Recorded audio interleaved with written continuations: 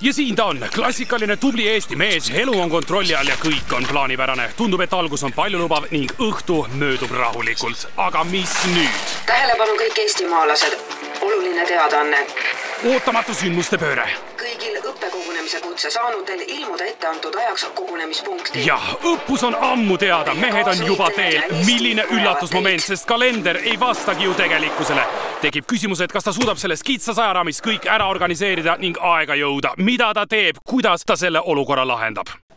Ja siit ta läheb ilusa sirge sammuga, kaasa tundub saavat vaid kõige olulisem. Igasugust ninni-nänni siin kotti ei topita. Ja mees teab, mida mees teeb ja muidugi oma isiklik siilisärk. Seda, kas kõik vajalik sai kaasa, näitab vaid aeg. Samas, õige mees saab ka vähesega hakkama.